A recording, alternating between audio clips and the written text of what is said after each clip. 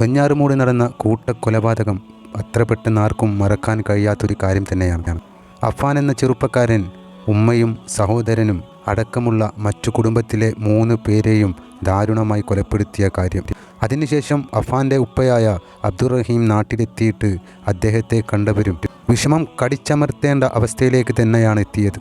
തൻ്റെ ഇളയ മകൻ്റെ കാര്യം പറഞ്ഞ് ഈ ഉപ്പ നിരന്തരം കണ്ണീർ വാർക്കുന്നതെല്ലാം നമ്മൾ കണ്ടതാണ്. 7 വർഷത്തോളം ഗൾഫിൽ ഇദ്ദേഹം കഷ്ടപ്പെട്ടതും തൻ്റെ കുടുംബത്തിന് വേണ്ടിയായിരുന്നു. ആകെയുണ്ടായിരുന്ന കടബാധ്യത എന്ന് പറഞ്ഞാൽ വീട് നിർമ്മിക്കാൻ വേണ്ടി ബാങ്കിൽ നിന്നെടുത്ത ഒരു ലോണായിരുന്നു. അതിൻ്റെ പരമാവധി തുകയും ഇദ്ദേഹം അടിച്ചു.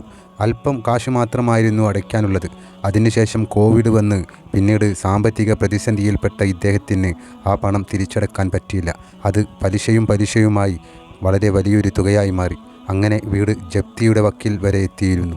ചികിത്സയിൽ കഴിയുന്ന ഭാര്യ ഷെമിയുടെ കാര്യത്തെക്കുറിച്ച് ചോദിച്ചപ്പോൾ അത്യാവശ്യം കുഴപ്പമില്ലാത്ത രീതിയിലേക്ക് ഷെമി മാറുന്നുണ്ട് എന്നാണ് ഇദ്ദേഹം പറഞ്ഞത്.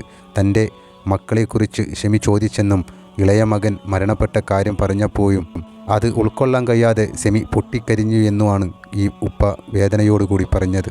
ഇതെല്ലാം ചെയ്തത് അഫാനാണെന്ന് പറഞ്ഞപ്പോഴും അത് ആ സമയങ്ങളിലൊന്നും ഷെമി എന്ന് പറയുന്ന ഈ ഭാര്യ വിശ്വസിക്കാൻ തയ്യാറായില്ല എന്നും ഇദ്ദേഹം വെളിപ്പെടുത്തി. അഫാനെ ഒരിക്കലും അംഗീകരിക്കാൻ കഴിയില്ലെന്നും നിയമപരമായുള്ള കാര്യങ്ങളുമായി മുന്നോട്ട് പോകുമെന്നുമാണ് ഈ ഉപ്പ പറഞ്ഞത്. അവനാണ് എൻ്റെ ജീവിതം തകർത്തത് എന്നും എൻ്റെ കുടുംബത്തിലെ ഓരോരുത്തരെയും വകവരുത്തിയത് എന്നും ഇത് ക്ഷമിക്കാൻ പറ്റില്ല എന്നുമാണ് ഇദ്ദേഹം പറഞ്ഞത്. മക്കളില്ലാത്ത വീട്ടിലേക്ക് പോകുന്ന കാര്യം ആലോചിക്കാൻ കൂടി കഴിയില്ല എന്നാണ് ഇദ്ദേഹം അതിൻ്റെ കൂടെ പറഞ്ഞത്. ഒരിക്കലും ഒരു പിതാവിനും ഇത്തരമൊരു അവസ്ഥ വരാതിരിക്കട്ടെ.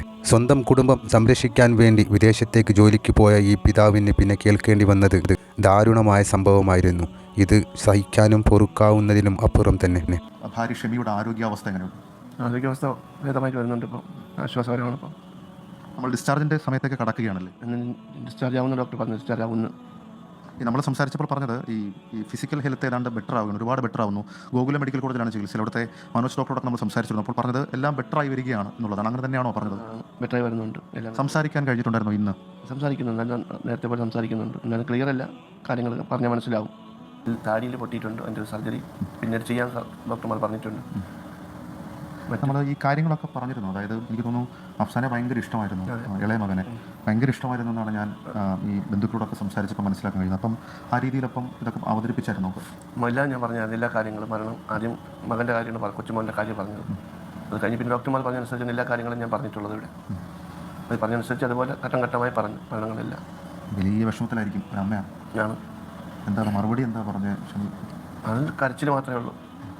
പിന്നെ കരയുന്നുണ്ടായിരുന്നു. അഫാനാണ് ഇതൊക്കെ ചെയ്തത് എന്ന് ഷെമിയോട് പറഞ്ഞിരുന്നു. ഞാൻ പറഞ്ഞായിരുന്നു, ഇതെല്ലാം ചെയ്തവനാണെന്ന് ഞാൻ പറഞ്ഞായിരുന്നു. അപ്പോൾ എന്താ പറയുന്നത്? ഈ അത് ഉൾക്കൊള്ളാൻ തയ്യാറായിട്ടുണ്ട് അമ്മയാണ്? ഇല്ല, അപ്പോഴും പറഞ്ഞാൽ അവൻ അങ്ങനെ ചെയ്യില്ലെന്നാണ് ഇപ്പോഴും പറയുന്നത്. അവനങ്ങനെ ചെയ്യില്ലെന്നാണ് പറയുന്നത്. പക്ഷേ അവനെ മീഡിയയിൽ കണ്ടതും പോലീസുകാർ അതെല്ലാം കണ്ടിട്ട് ഞാൻ പറയാൻ അവനാണ് ചെയ്തതെന്നെല്ലാം പറയുന്നത് എന്ന് പറഞ്ഞിട്ടുണ്ട്.